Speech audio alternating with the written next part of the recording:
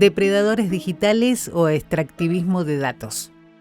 Somos conscientes los seres humanos que el uso de algunas plataformas y también redes sociales genera una enorme cantidad de datos que son utilizadas por empresas tecnológicas. Desde hace años, algunos sectores de la sociedad han cuestionado los alcances y riesgos de la información que compartimos con el uso de la tecnología e incluso se ha intentado poner límites legales, algo que en general no ha obtenido grandes resultados.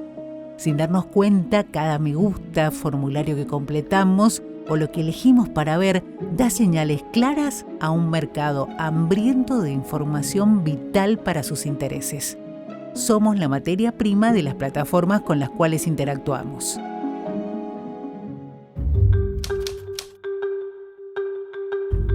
Vine a la Facultad de Ciencias Políticas de la Universidad Nacional de Cuyo a hablar con Amalia López, licenciada en Comunicación y estudiosa del tema, a quien le vamos a consultar qué representa el extractivismo de datos.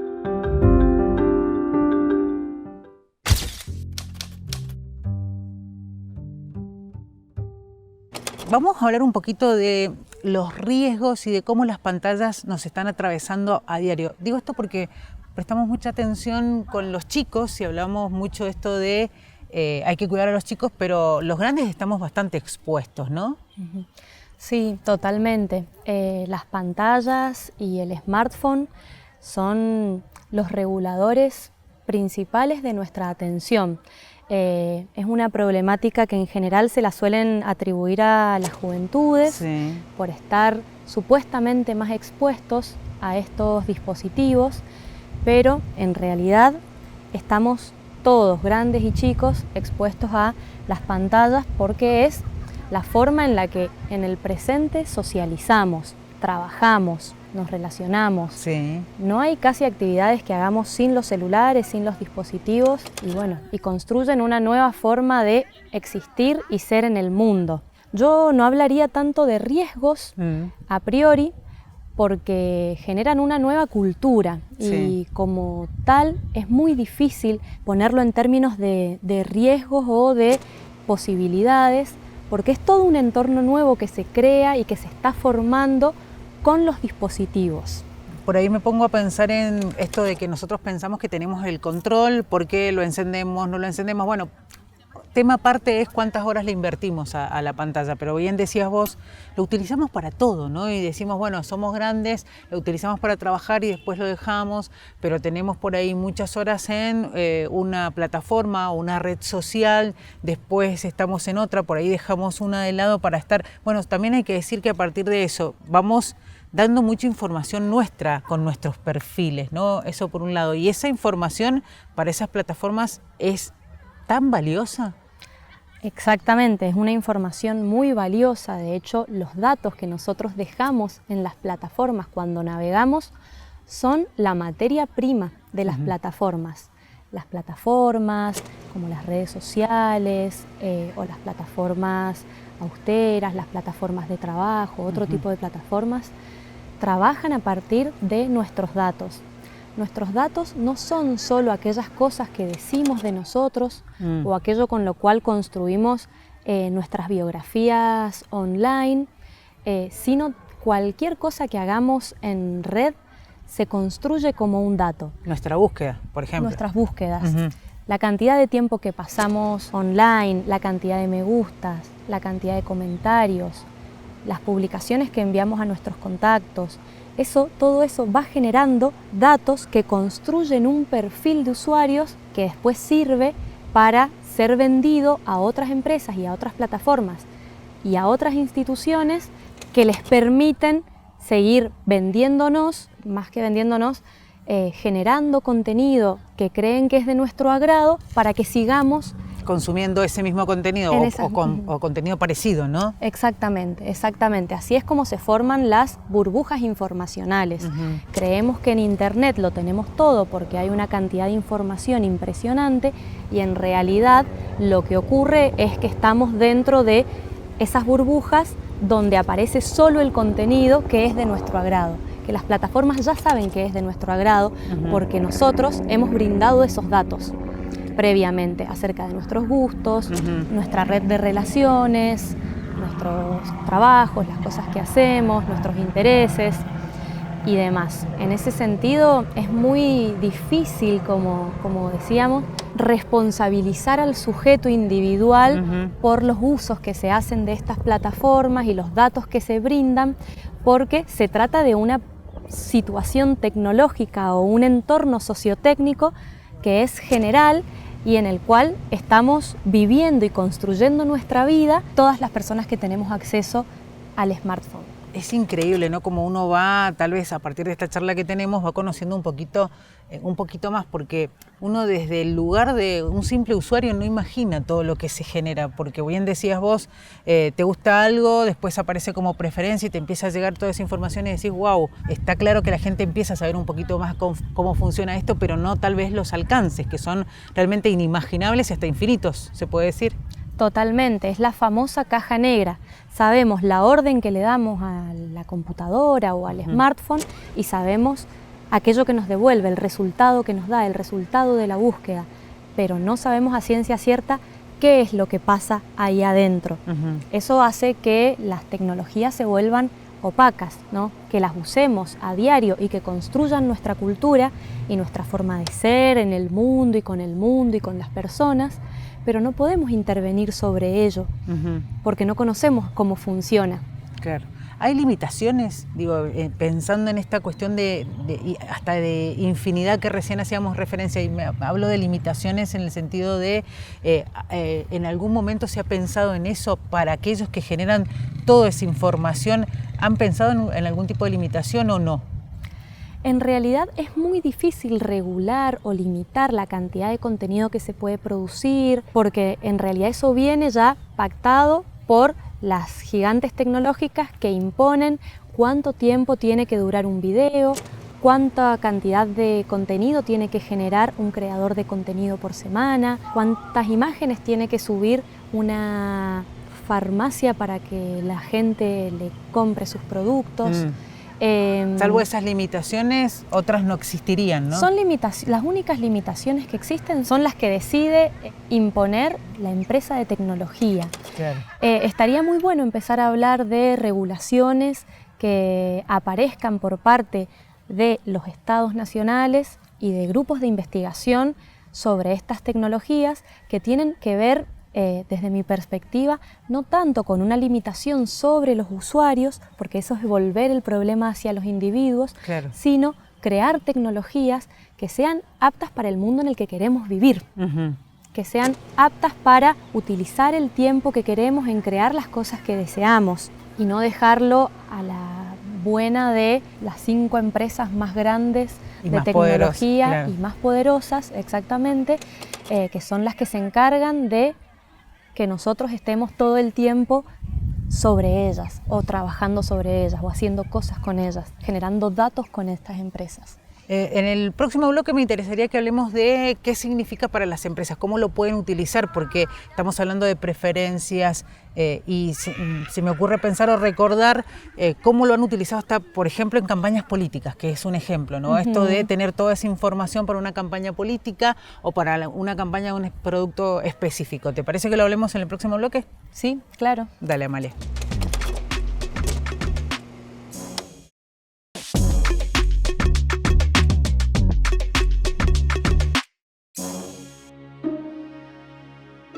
Los avances tecnológicos han tenido una gran influencia en el desarrollo económico, científico, social y político de los últimos años.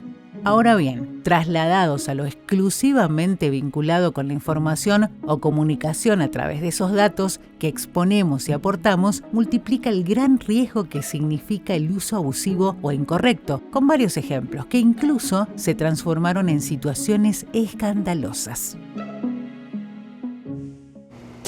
Amalia, yo tengo como una gran incógnita en mi cabeza y es esto de cómo pueden usar las empresas, los organismos, las instituciones, todos esos datos que vamos dejando en nuestro paso por redes, plataformas, páginas web. ¿Cómo se puede usar? Está muy buena tu pregunta porque es una pregunta muy difícil de responder. Es muy amplia, sí. Es muy difícil de responder porque las personas, los usuarios, no sabemos a ciencia cierta qué pasa con nuestros datos una vez que los vamos dejando en el paso de nuestra navegación.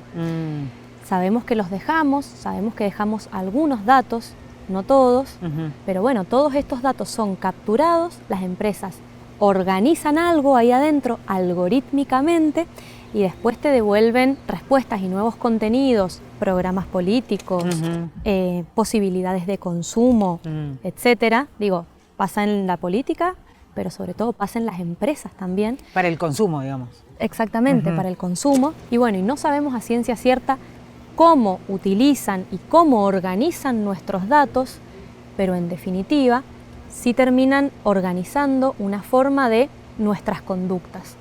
Esta manera en la que organizan los datos, que no sabemos técnicamente cómo es una forma de gobernar nuestros comportamientos.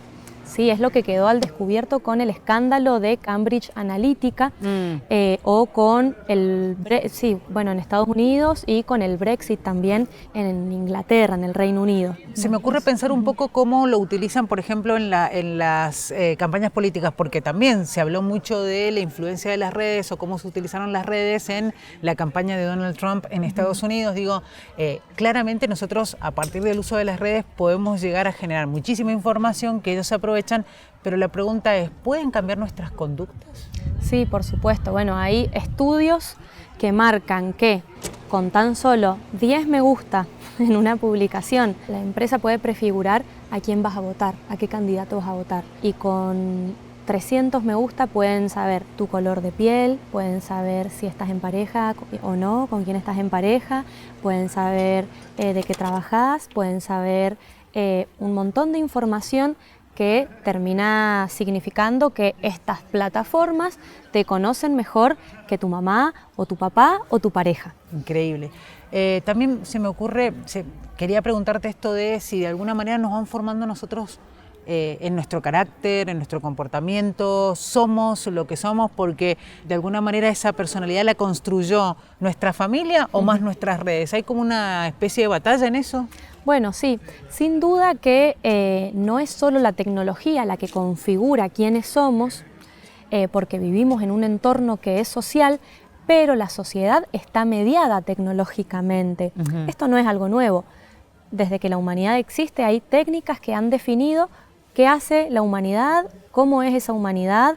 Digo, el garrote o un revólver son dos armas que se han utilizado para matar y sin embargo configuran sociedades totalmente diferentes. Sin duda que las tecnologías que utilizamos, ahora la que más utilizamos, como dijimos recién, es el smartphone y sus plataformas, sin duda configuran un tipo de sujeto y un tipo de subjetividad, una determinada forma de ser y hacer en el mundo. Acá, por ejemplo, en la educación, no es la misma educación la que posibilita Moodle que la que posibilitaban los manuales que mandaba la Dirección General de Escuelas. Claro. Son dos modelos educativos diferentes y eso se puede pensar en cualquier ámbito de la vida social. Nos vinculamos con nuestros amigos de una manera diferente cuando lo hacemos, o mejor dicho, desde que existen las redes sociales a cuando no existían las redes sociales. Bueno, sí, totalmente, configuran la forma en la que los sujetos somos y hacemos en el mundo. Nos pueden condicionar todo el tiempo, digo, pensando en hoy en Argentina se habla mucho de disconformidad social, se habla mucho de también cómo se encaran las marchas, más allá de un protocolo antipiquetes que se utiliza, por ejemplo, en la ciudad de Buenos Aires, también se habla de que el temor que se genera en las redes de alguna manera puede influir en esto de que la gente decida voy, no voy. ¿Puede pasar eso? Bueno, ¿se puede dar de que las redes de alguna manera te hagan tomar una decisión o no? Es muy difícil, por lo menos desde mi perspectiva, evaluar el nivel de impacto que genera una publicación de redes sociales en el comportamiento, porque no es la publicación en sí la que va a condicionar, o sea, no es el contenido en sí el que va a condicionar mi conducta, sino el tipo de sujeto político que soy, ya que hablamos de las manifestaciones, ¿no? Bueno, soy un sujeto político que en vez de ir a una manifestación, comparto un post en Instagram. Sí, o me quejo en las redes, Me quejo en las redes, claro. Es otra forma de drenar la energía social o el malestar social, ¿no? Las redes sociales ya ubican el malestar en un lugar que ya no es la calle. Son las redes sociales. ¿Y por qué, por ejemplo, los gobiernos deciden utilizar mucho, de hecho, armar equipos para que a través de las redes sociales le pronuncien la simpatía o antipatía a ciertas cuestiones o decisiones políticas? ¿Por qué deciden utilizar un equipo que esté abocado pura y exclusivamente a las redes? Porque las redes sociales, como todas las plataformas, son el espacio público, en el sentido en el que son los lugares donde las personas están, donde la gente está. Recién que hablaste de Trump, me acordé que él en su campaña este es un dato de la campaña del 2016, sí. Hay que ver en la última campaña presidencial, pero había generado para ese momento, a través de Cambridge Analytica, 450.000 perfiles, sí. Para los cuales había creado 450.000 tipos de propaganda política diferentes. Claro. Entonces, ¿esto qué significa? No hay un solo discurso político. Hay tantos discursos políticos como perfiles de usuarios. Son las plataformas las que definen la forma de la política, claro. Y no al revés. Impresionante, ¿no? Cómo en definitiva estamos tratando de entender esto de el uso, también el abuso, porque sin duda el abuso que se le puede dar a plataformas, redes, de alguna manera, el abuso de pronto creo yo que lo ejercen quienes utilizan toda esa información en provecho de sus intereses. Pero me parece que es un tema para seguir hablando en el próximo bloque del alcance que tiene ese uso, ¿te parece? Totalmente, cómo no.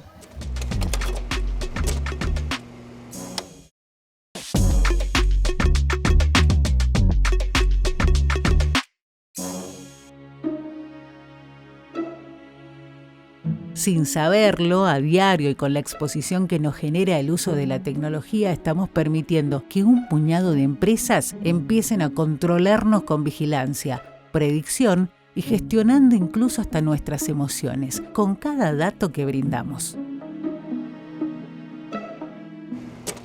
Amalia, hemos hablado de un poco los riesgos, lo que significa ir dejando datos en este camino que vamos haciendo desde que tenemos redes, bueno, las nuevas generaciones desde el día 1 tal vez. Y la pregunta que uno se hace, y cuando arrancaba te preguntaba de un poco de los riesgos, pero entendí que es más abuso, puede ser, que pueden llegar a cometer aquellos que tienen ese acceso a esos datos.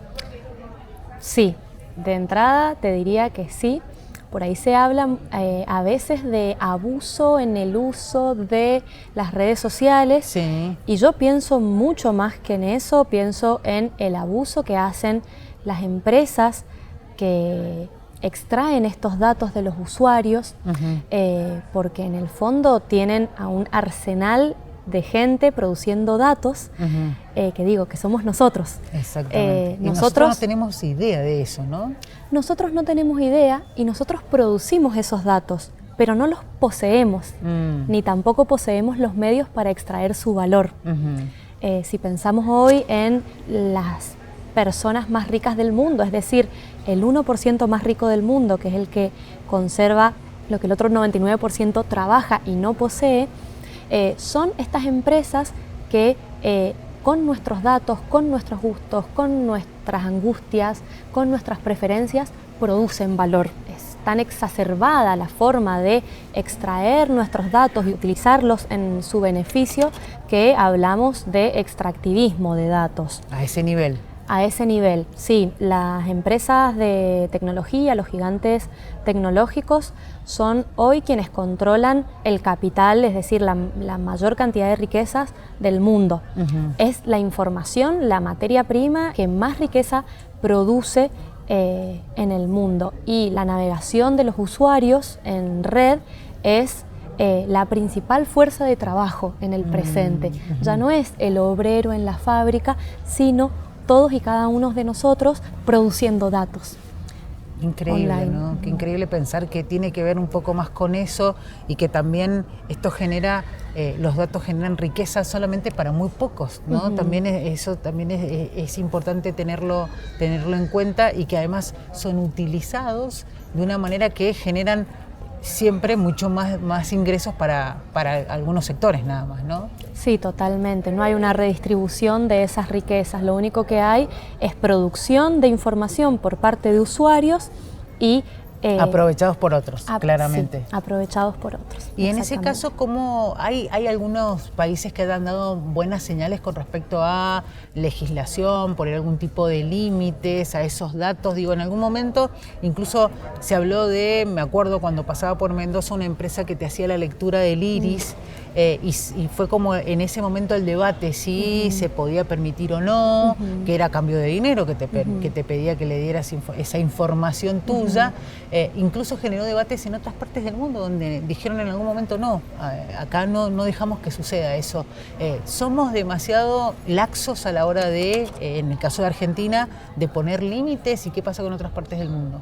Sí, bueno, sí, Argentina desde mi perspectiva es demasiado laxa, como bien decís, en relación a cuánto dejan ingresar a las plataformas y para qué. Hay países como China, pero también más cerca como Bolivia, y el caso más cercano para nosotros también en el tiempo y en el espacio es Brasil, que han podido librar una batalla con estos gigantes tecnológicos, particularmente con X, porque bueno, X no se ajustó a las regulaciones que impuso el gobierno brasileño, y eso desató que el gobierno de Brasil clausurara la posibilidad de utilizar X, o sea, clausurara las descargas y la utilización de X en todo el país. Sí. Entonces sí, es posible, no es fácil regular ese tipo de políticas. Yo me inclino también a pensar, porque me resulta agradable la idea de que cada país produzca sus propios hardware y sus propios software en favor de las economías políticas, las economías políticas y digitales y comunicacionales que cada país considere mejor para su propia cultura, su propia sociedad, y así despliegue una soberanía tecnológica que en definitiva va a ser la que nos permita poner en marcha el tipo de país que queremos, con la construcción de un tipo de sujeto social, político y civil también. Bueno, está claro que hay no solamente países, sino, por ejemplo, la Unión Europea viene trabajando también para ciertas regulaciones en el campo tecnológico, y vos bien decías del ejemplo de Brasil, que dijo, o se ajustan a nuestras leyes o no van a tener posibilidad de estar acá. Y me acuerdo que en ese momento incluso muchos hablaban, bueno, no importa, y después en definitiva X terminó accediendo, pagando una multa y al mismo tiempo accediendo a las limitaciones que les impone la ley de Brasil. Me parece que está bueno entender que existe ya esa soberanía tecnológica en algunos países que deciden plantarse y decir hasta acá llegan, porque entienden que debe haber algún tipo de legislación y limitación, ¿no? Sí, por supuesto, porque en definitiva lo que están entendiendo los países que legislan a las plataformas que ingresan a esos países es que influyen en la forma de ser y hacer de sus habitantes. Tal cual. Bueno, Amalia, muchísimas gracias por esta charla, me parece interesante porque nos abre la cabeza un poquito más allá de lo simple que entendemos es estar frente a la pantalla, va mucho más allá, sobre todo la exposición que tenemos a través de una pantalla, ¿no? Totalmente. Muchas gracias. Bueno, volveremos, un placer. Volveremos a hablar con vos. Bueno. Muchas gracias. Hoy, el extractivismo de datos es una realidad. Esto genera millonarios ingresos para unos pocos, y el resto de las personas expuestas a ese extractivismo, a través del uso de la tecnología, nos moldea los gustos, las opiniones, incluso nuestras propias elecciones, poniendo en riesgo nuestra libertad e incluso nuestra independencia.